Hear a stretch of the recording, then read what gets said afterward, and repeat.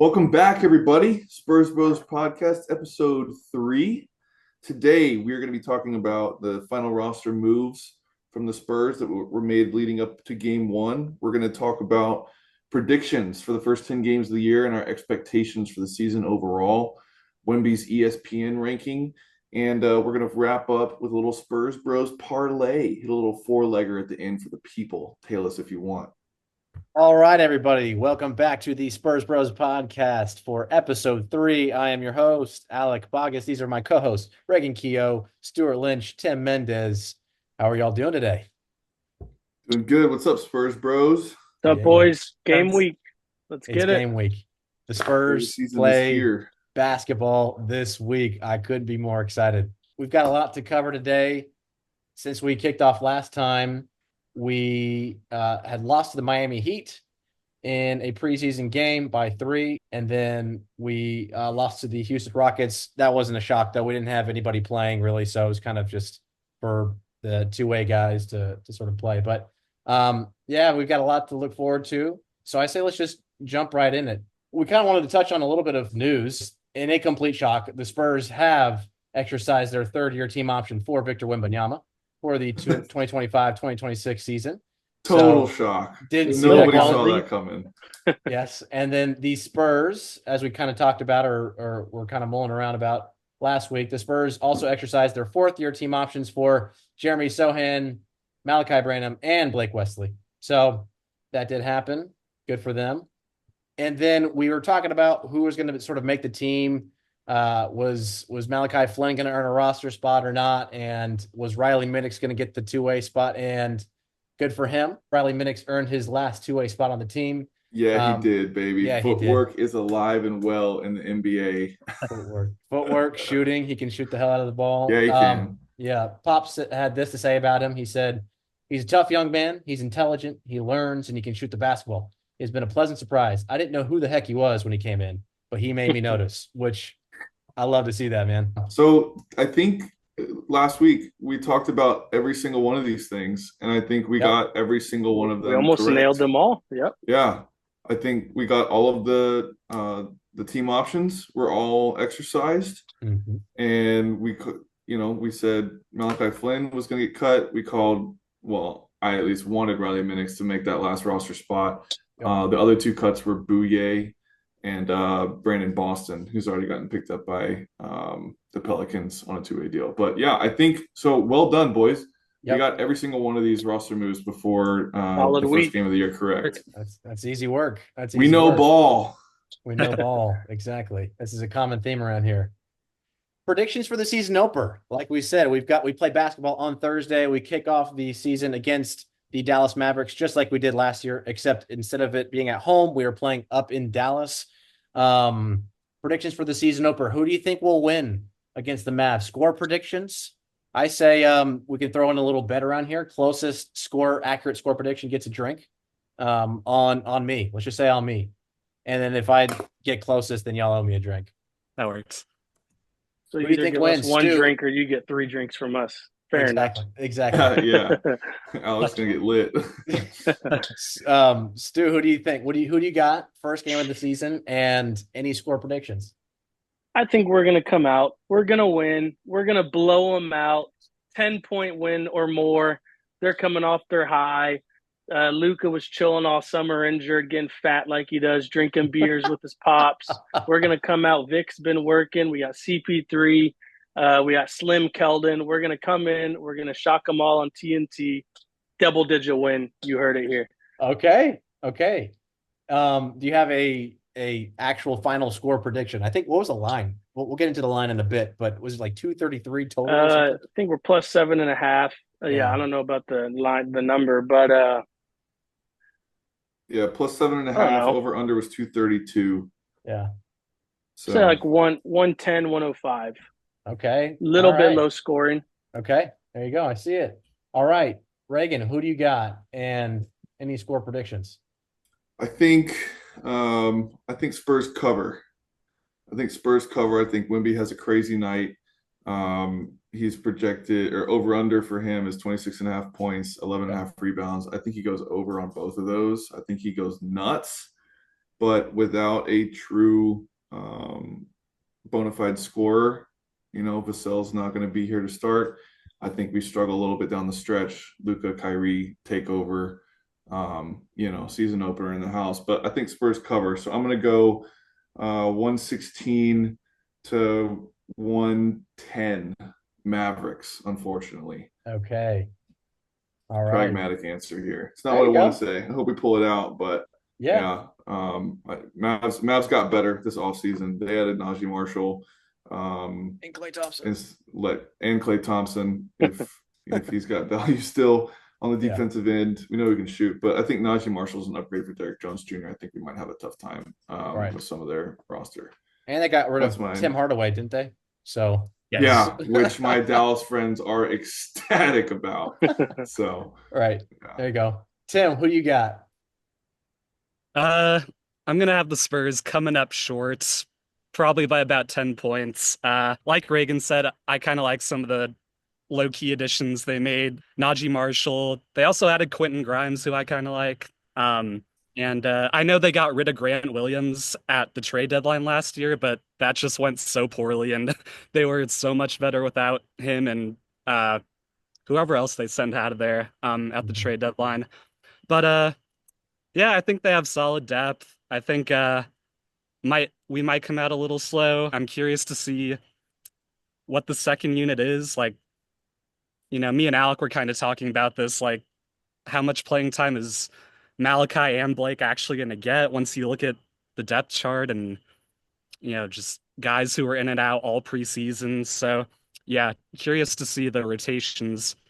And hopefully we get at least 15 minutes of Mamu. I know we all want to see that. I think he can be a big spark, knock down some threes, space the floor. But I think it's too much Luka, too much Kyrie, and we lose by about 10 points. Final score, I'll say 122-111 Dallas.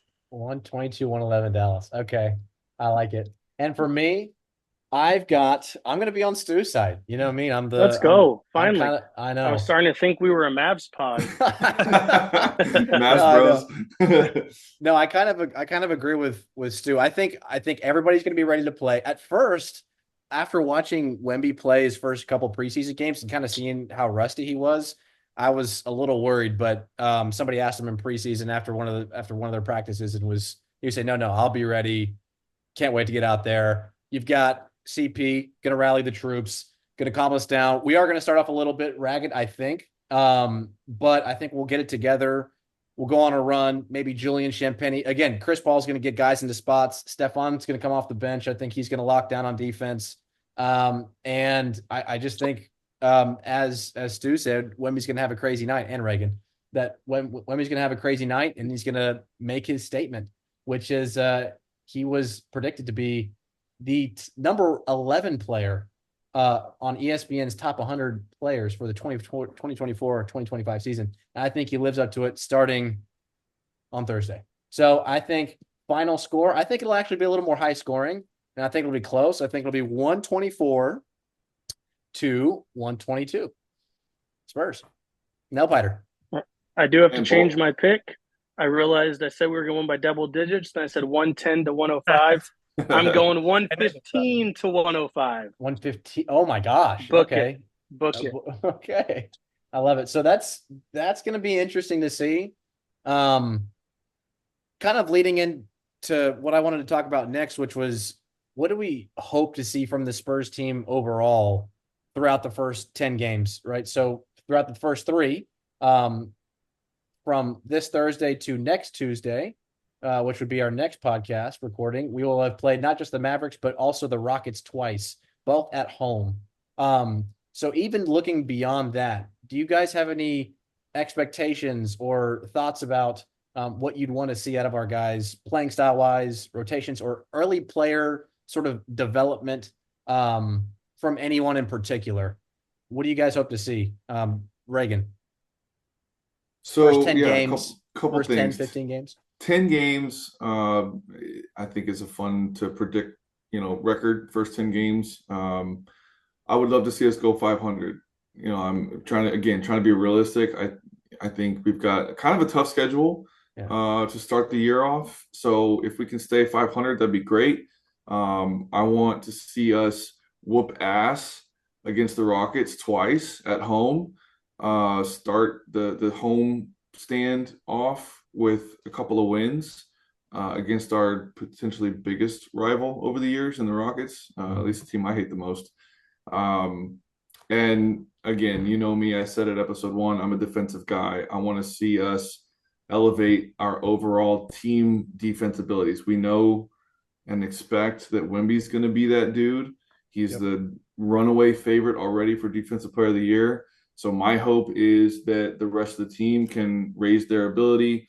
I like you were talking about rotations a little bit. I think if we can plug a little bit more gaps, not get so lazy on getting backdoor cut and stuff like we talked about with Vassell episode 1. If we can shore up a couple of those little things here and there, elevate our defense to, instead of middle of the pack when Wemby's on the court and near dead last when he's off the court, to a top 10 defense when Wemby's on and top 20 defense when he's off. That's my hope, is on the defensive end. I couldn't agree more. Stu. Yeah, I mean, the last 2-3 years, I mean, I guess really the last 7-8 years since we've been asked, we've been awful defensively. Last year we automatically improved a little bit with Wemby just being out there, but he was also on 20 to 30 minutes all season. So when he was off the floor for those other 20 minutes, we would just get wrecked. So we definitely need to get better defensively. I'm looking forward to seeing how Jeremy actually plays. I feel like this is a big year for him. He hasn't really improved his shooting. I mean, his free throw shooting, he got the one-hander down. He can't be shooting three-pointers or jumpers one-handed. So I would love to see if he's been working on that all summer.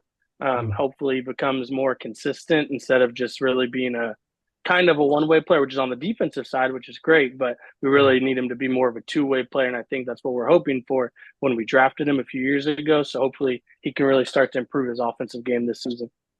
Well, did you see, Stuart, that early right now, Sohan's been shooting two-handed free throws? Oh, man. He's a real basketball player again. I'll miss the one-handers. I know, man. I know. Yeah, it was fun to watch, but you're talking, if that's any indication, he has been working on it. I hope trust so. him He to gets put back his to guide 40-50% though. Bring back that one-hander, take that shit off the side of the ball and shoot him up. We didn't mention Sohan on the last podcast. We were talking about individual players and how they played against Miami. He low-key had a great game. He had 18 points, 11 boards, 9 for 13. So we forgot to mention him, and he ended the preseason, or almost did. We played against the Rockets, but he ended it strong. So I'm looking forward to that as well, Stu. That'll be interesting to see. Staying on the point of Jeremy, that point guard experiment was a disaster, but I think it could help him in the long run, just being more that connective guy. If he gets the ball in the paint, in a log jam, just little dish to Wemby cutting or anyone cutting. But yeah, I think he's definitely been working on his shot. They ask him it in every interview. There's no real hesitation anymore. When he's open, he's usually taking it. So that's good to see. Something else that's been terrible the last couple years, coming out second half, third quarter score, or third quarter in general. That has to get a lot. Yeah, you are right. Like, we'd be in games at halftime, and then third quarter, by the time fourth quarter started, it was over. We've dug ourselves too deep of a hole. So third quarter play, if the starters aren't playing well, yank them out, put the second group in, and definitely get off to better third quarters for sure. I like that. That's really cool, and I completely agree with that. There's something that we talked about in our group chat that I totally mentioned. I'm calling it. Is that also not just not just third quarter in general, but end of quarters. We've had, I think, more buzzer beaters scored on us at end of quarters last season than I've ever seen. Probably this has got to be an advanced statistic out there. Like it's got to be like within. Someone's had to have tracked it. Like 2 seconds or less. Game last year. It was crazy how many times. Seriously, I was so pissed about it. And is again, that just awful luck? Is that us being lackadaisical the last 5 seconds of every quarter, or what? Probably checking out early. Yeah, and that. It was kind of like what we were talking about on our first podcast, Reagan. We said, once you started to notice Devin Vassell getting back cutted a lot, you like saw it a lot more. Like he actually, it just kept on happening. It was a self-fulfilling prophecy. Same thing with this. It was absurd how many times end of quarter, end of half. We just give up these last second buzzer beaters. I almost want to pull a compilation together. That's what I wanted to do, but I'm not going to text them. And just like just be the saddest compilation ever. That'll take up the whole pod, just 20 minutes of us getting buzzer beatered on. Yes. No, I know. So either way, I digress. What I hope to see from the Spurs throughout the first 10 games is physicality on the defensive end. Pop's talked about this a lot as well. I'm kind of stealing his word, but that's sort of been a common theme for him over the past couple of years is physicality. You hear this a lot in his post-game interviews, even in games that we've lost that I didn't even think was the reason that we lost the game. He'll say physicality. They just out-muscled us. They were just more physical than us. Yeah. And he just said it again against Miami. And I do think it was a big reason why we lost that game in Miami. We were really sloppy. We turned the ball over a lot. They just out-muscled us, and they were just out-competed us. But so physicality, I think that'll step up. Again, it'll just be this high-energy thing. If I'm being practical, I think although we get off to a good start with our first game, I think we go 4-6. I think we go under 500 to start. I think it'll be a little interesting how Pop plays rotations. I think it'll be a continuation of what we saw over the preseason as far as just, him just messing with rotations and seeing guys play together and just getting those reps in. Even if there was a rotation that was playing well, I think he'll just say, doesn't matter. We're going to get, this many minutes, or I want to see this next. And it doesn't matter what the score looks like. Unfortunately, I think throughout the first 10 games. I was going to say, don't you think he did that last season with Jeremy? And then our season was over in the first 20 games because he said, I don't care. And he kept playing Jeremy at the one, and it just was not happening. Well, exactly. So that's him being full of himself. Yeah, maybe. But also, and I think I do think that we're gonna put a little bit more of a stress on getting out of the gates to a better start and winning a bit more games. And I think the reason why we can have that attitude compared to last year is that we have the Hawks unprotected first round pick. And I mean, DeJounte Murray's gone. Seems like they still have some things to sort out there. I know they have some pieces, but those pieces haven't done much anyway. If we have that draft pick in our back pocket, knowing that it's likely going to be a top 10 pick, we can, be okay with us not being in that top half of the lottery, win a few more games, make that playoff push we all want to see. Yep. And still have that draft capital in a loaded draft. So I kind of agree with you, Stuart, that like we don't want to just throw away and just say let whatever happens. I don't want that to be our attitude. I think Victor is okay being patient, but I think he wants to win. I think Chris Paul in year 20 wants to win. I don't think Harrison Barnes is here to lose 60 games again. So I think it's going to be a little bit more pressure. And if you're not performing, like we've got some guys that Pop's willing to sub in. I hope that's the attitude we take. Yep. Again, going back into these, I'm listening to a lot of our, post practice, media availability stuff, and everybody's saying the same thing. Everyone's coherent in their messaging. Say, nope, we're here to win. Nope, we can't wait. We've been working on it all summer. The level, just the expectation has gotten higher. This has to be a year of taking a step higher, of winning some games. So, Keldon's never been on a winning team. We said last week we said he's the most tenured player on the Spurs. He's been a below 300 team his whole freaking career. Yeah, he wants it. We know Wemby's ready. Chris, everyone's saying how it's all for him to come and mold the young guys, teach them, but he's here to win. He doesn't want to freaking be a loser again. And in his year 21, like you said. So I think this is a big year to start winning some games. Say again? He got the Thunder the playoffs too, Chris Paul. Like they get remember a bunch of rookies and Shea all young. Yes. Yeah. They got to the playoffs. So he's not gonna want to just I don't think there's any reason that either. Yeah, I agree. Yeah. So I'm expecting to win more games.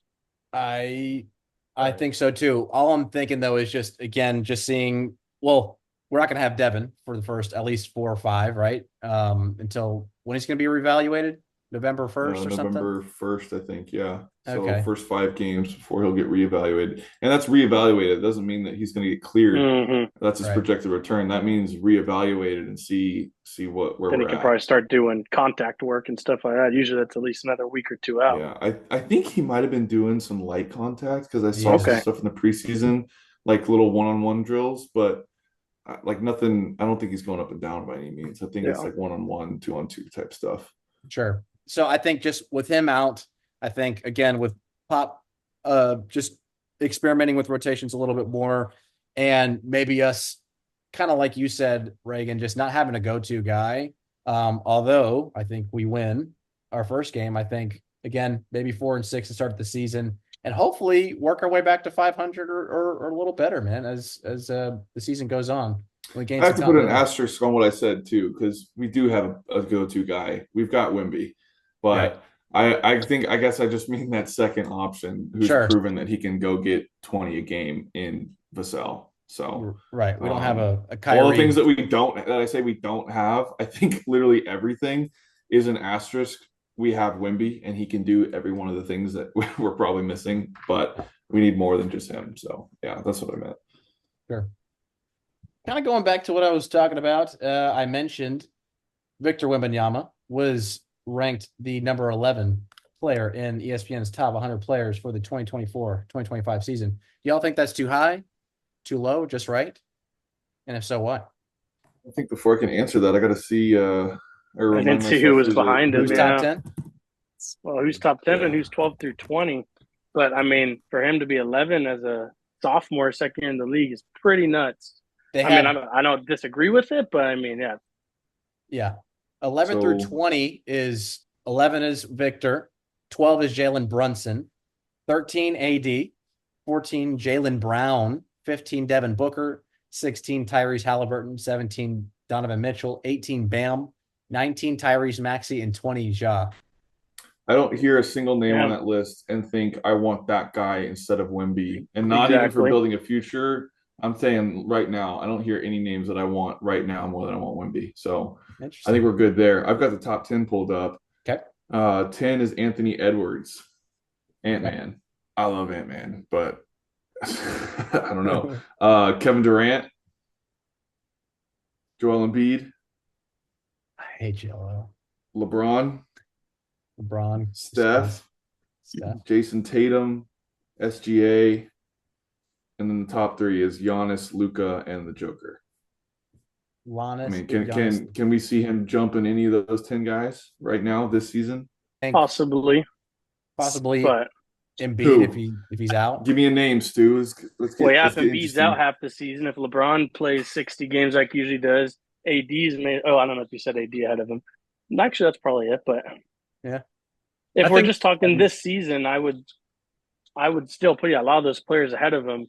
But I mean, yeah, future, kind of like we talked last week. Who'd you start franchise? I'd take Wemby over any of those. Yeah. I mean, Wemby's the youngest guy on that top 20 you just said. So I mean, yeah, take that in a heartbeat.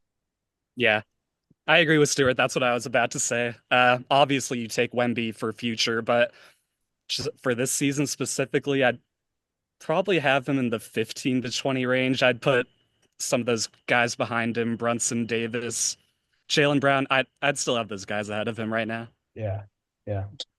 And they got Paul George, 21. You know, I guess he hurt himself, so that's probably accurate. Did y'all see the picture of his injury? Yeah. Yeah, blown up all over Twitter.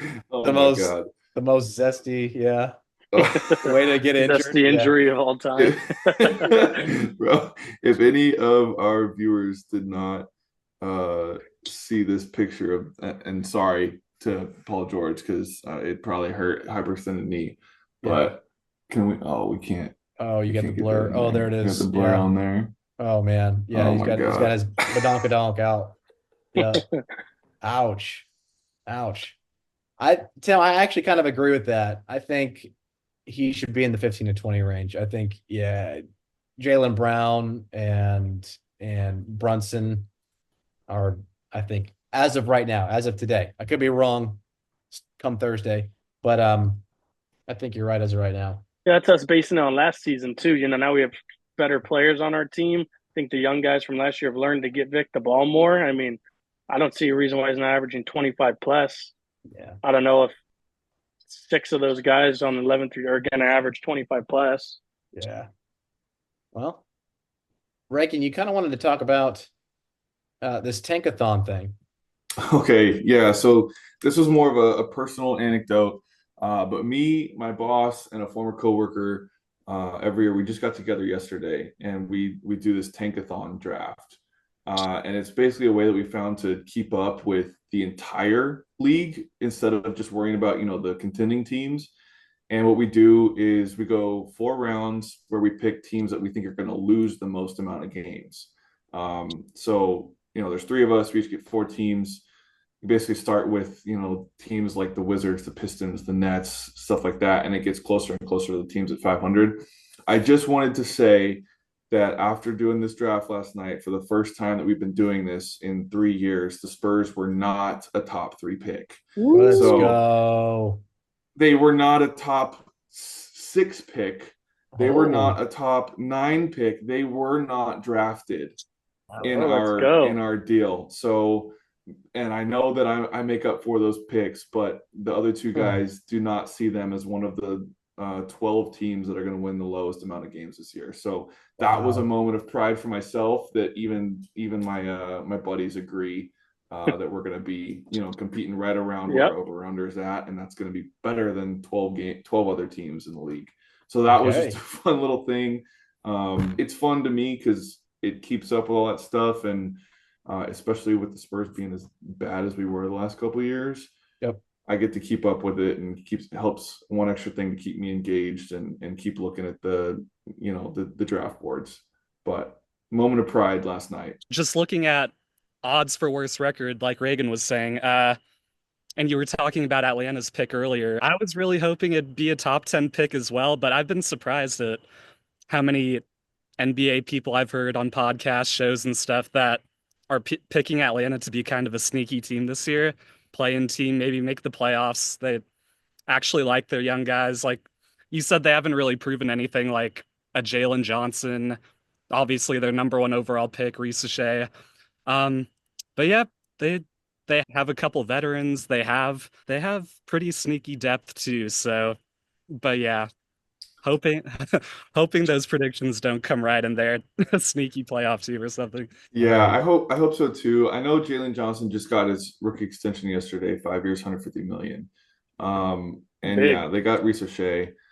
But I think like if you look at the Hawks the last 5 years, aside from the introduction and then exit of DeJounte Murray, the roster's been pretty similar, that core.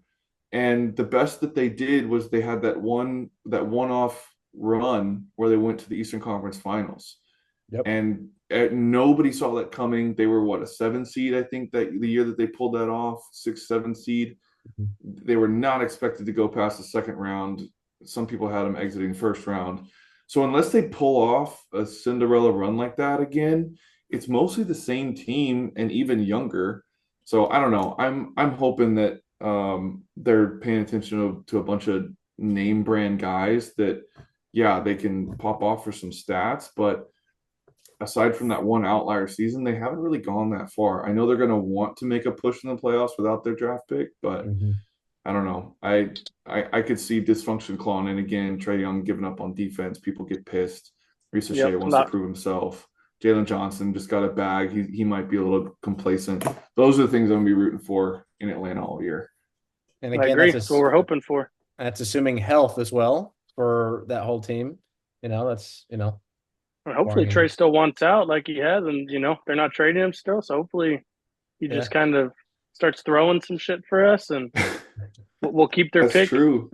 What if he requests a trade at the deadline? Like he was toying with the idea all summer.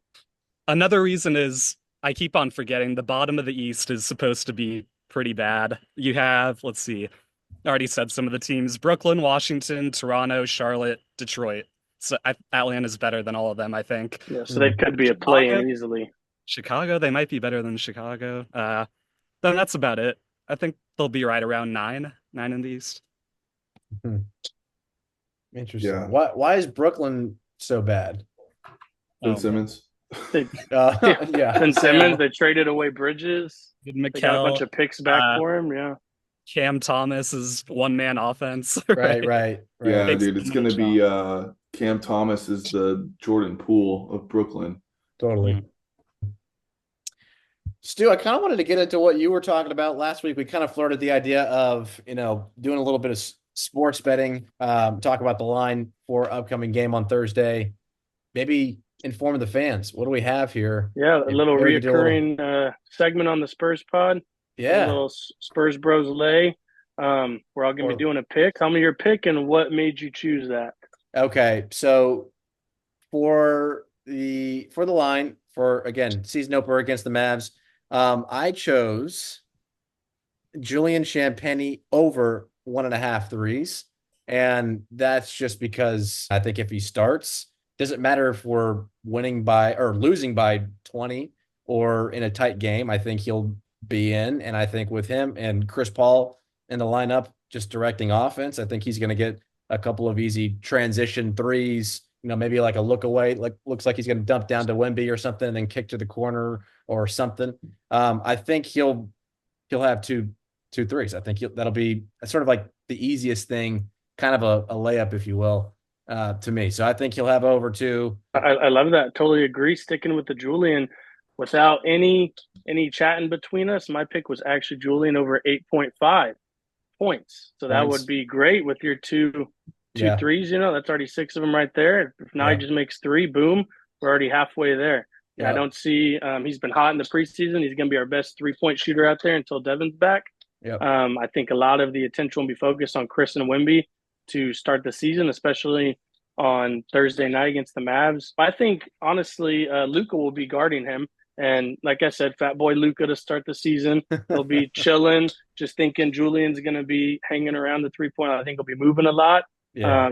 I think he'll get some easy buckets. Right. So sticking with that.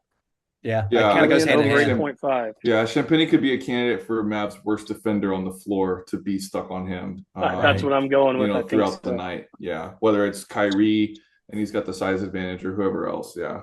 Yep. Yeah. So we want Champagnie to pop off is what you two are saying. Champagnie pop off like some champagne. 8.5 points, and hopefully 2 of those are threes. Yeah. What do we got for you, Reagan? Well, for any shots that Champagnie might miss, I hope are rebounded by Harrison Barnes. I went Harrison Barnes over 2.5 rebounds. He averaged three rebounds a game last year for the Kings, and 30 minutes a game. Basically, he's 6'8". He's a big body, and Novacell. That's 5 rebounds we gotta make up for.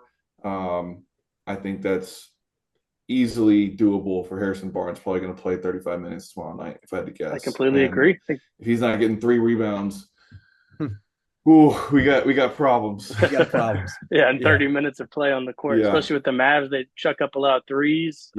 Should be long rebounds. Yeah, I love that pick. Tim, what are you going with? I had similar thinking as Reagan. Just let 2.5 rebounds for Harrison Barnes just seems really low. And I decided to go with Keldon over 1.5 assists. I know he's not a big assist guy, but just get 2 assists. I mean, even he's was driving to the basket a lot preseason, crashing the offensive boards. Maybe he gets a kick out 3. I'm asking for 1 assist a half. Come on. Yeah. Average just under 3 assists last year, 2.8. Okay. But he had some stretches, 5-6 game stretches where he had 4 or 5 assists a game. So yeah, sometimes I try not to overthink it. 1.5 assists sounds really low. So with the amount of minutes he's going to play, it's not asking too much of him.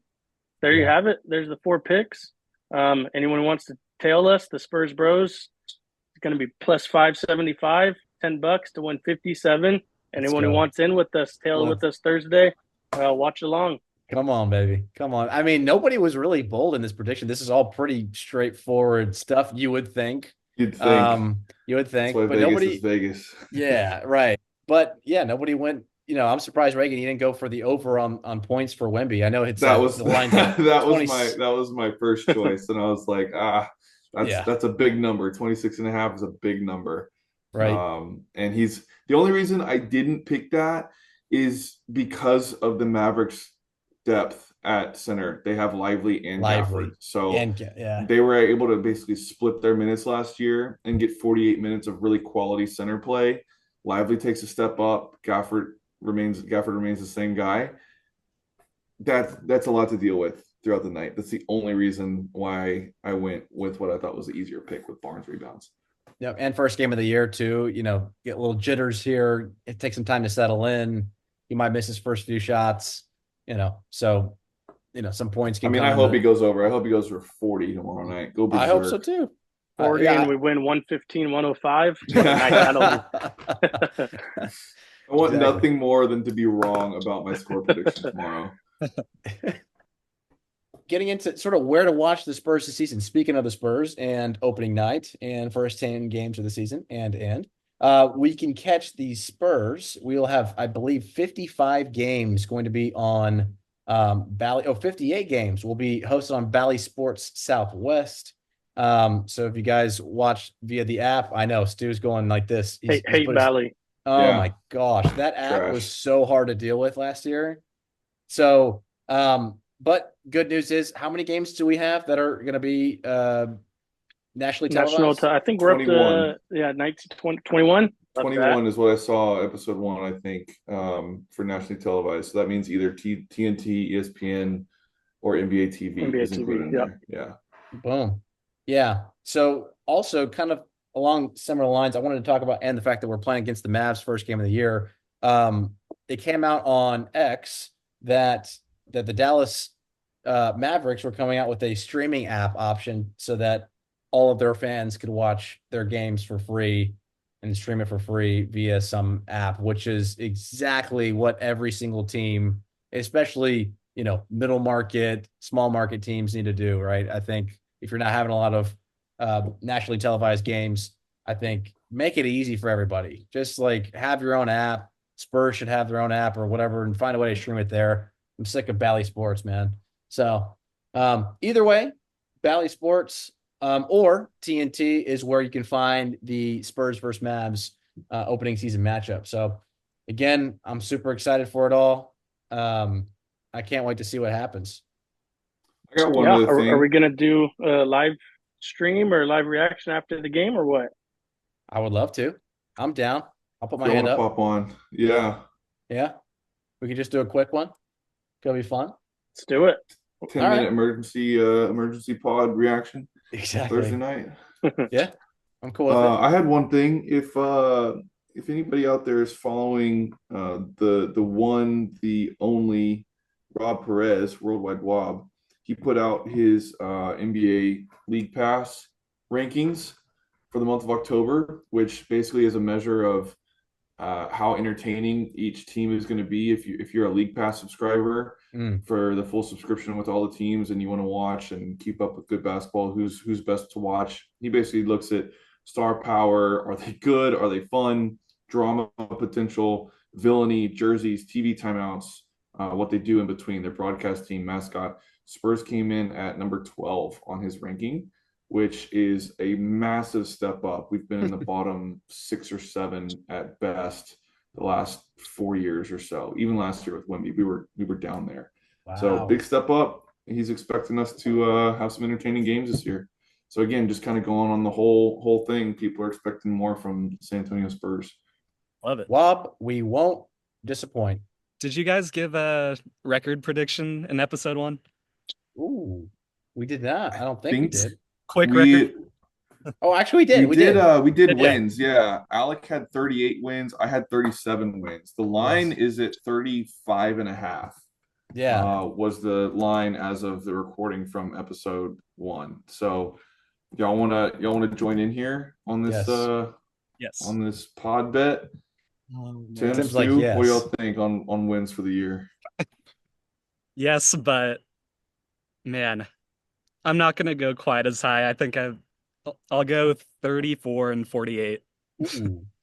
I'm flying way over all of you guys. I'm going 42 and 40. We're making playoffs. Let's go. 42 and 40. Oh my gosh. That's winning record. winning record for the Spurs. Hold on, I don't know what's for those who don't know. What's Spurs that? Bros.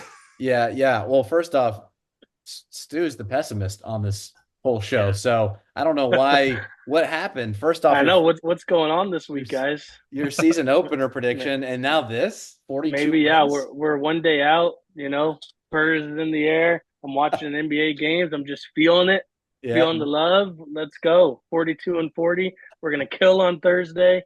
We're gonna go 42-40 this year. Okay, man. I hope we might F around and make the second round. I don't even know. Yeah, but we're making playoffs. And then once we're in a 7-game series with Pop leading us, anything happens. Playoffs. Man, that's that energy that I love, man. Okay, cool. I'll take it. All right, so me 38, Reagan 37, Stu 42, Tim at 34 wins. Yeah. All right, on the low side. I think that'll be interesting to watch. And so we'll see. Again, we'll put another drink on this. We'll just put drinks on drinks on drinks for little side bets and predictions that we have. So the other thing that we put in here, since we are still not to the first game of the season, and I know we were talking about it right before the show, but from episode 1, Alec and I did a starting 5 prediction. The only thing that we had different was who's starting at the 2. Alec went Julian Champagny. I went Keldon starting at the 2 until Vassell returns. Do y'all have anything different? And then the rest of the spots were, again, Chris Paul, the 2 spot, and then Harrison Barnes, Sohan, and Wemby. Do y'all have any differences on those, or want to join in on who's going to start at the 2 in Vassell's spot on Thursday? I'm with Alec. I think Julian's going to start with Vassell out. Spreads the floor better, and yeah, he was starting all preseason. I think he's gonna start. Yep. I'm right there with Tim and Alec. Yep. How we've been showing it all preseason. I fully anticipate it to be that way tomorrow night. Yeah, make me sound like a dumbass, guys.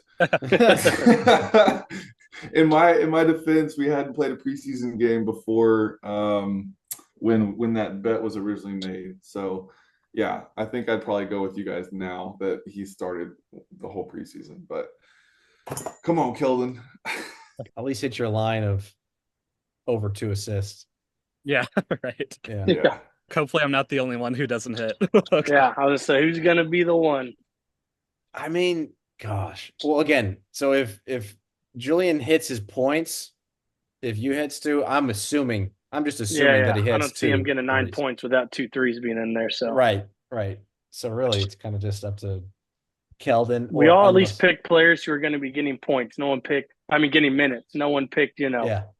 Zach Collins, fucking 8 boards or something like that. We had to rely on it. Zach Collins, 0.5 points.